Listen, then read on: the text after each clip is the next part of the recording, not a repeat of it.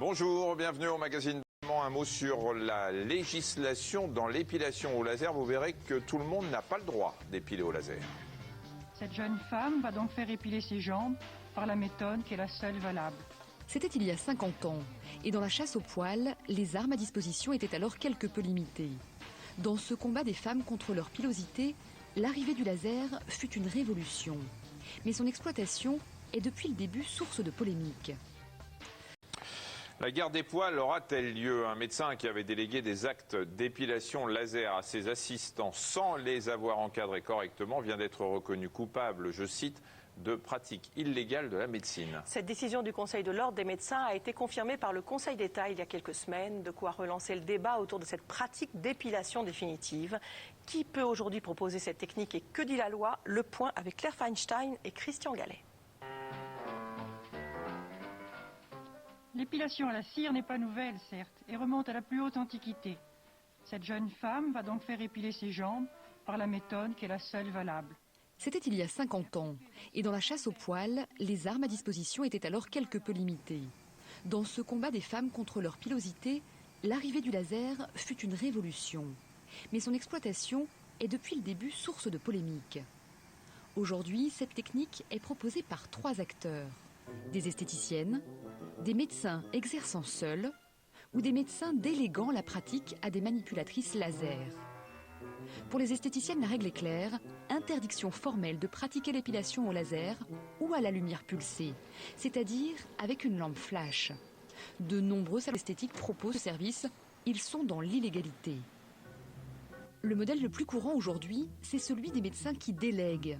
Une disposition qui s'appuie sur un arrêté de 1974. Bonjour madame. Dans ce centre, c'est la pratique choisie. Alors, qu'est-ce qu'on fait aujourd'hui? Au début de chaque séance, le médecin se rend auprès de la patiente pour faire le point sur le type de peau et les éventuelles contre-indications. Depuis la dernière séance, est-ce que vos jambes ont vu le soleil? Cette consultation va lui permettre de déterminer la puissance que devra délivrer le laser. C'est une manipulatrice qui effectuera l'acte, mais le médecin ne sera jamais loin. Antibronzante pour vous protéger, oui. Il faut être présent sur les lieux parce que en cas de brûlure, par exemple, ce qui, lorsqu'on en a discuté avec les patients, peut être un effet secondaire normal, est prévu. Une brûlure, on doit prescrire des corticoïdes dans les secondes qui suivent. Et on doit passer dans la douche qui est à côté, sous l'eau froide, dans la minute qui suit. Mais depuis mars 2013, cette délégation de tâches est interdite. Désormais, les médecins et eux seuls sont autorisés à utiliser le laser. Le Conseil d'État a validé une décision de l'Ordre national des médecins en s'appuyant sur un texte de 1962 du Code de la santé publique. L'arrêté, vieux de 50 ans, dit que seuls les docteurs en médecine sont autorisés à pratiquer une épilation qui utiliserait une autre technique que la pince ou la cire. Pour le syndicat des dermatologues, cette nouvelle position adoptée par le Conseil d'État et l'Ordre des médecins est incompréhensible. C'est tout à fait obsolète parce que depuis 62, vous imaginez, il n'y avait pas à cette époque-là de ni laser, ni lampe flash, il n'y avait rien du tout. Donc on est revenu vraiment à une époque un petit peu préhistorique. Et cet arrêté ne tient absolument pas en compte les progrès de la médecine. Pour l'Ordre des médecins qui a refusé nos demandes d'interview, cette disposition a été prise dans l'intérêt des patients, car cela serait plus sécuritaire pour eux.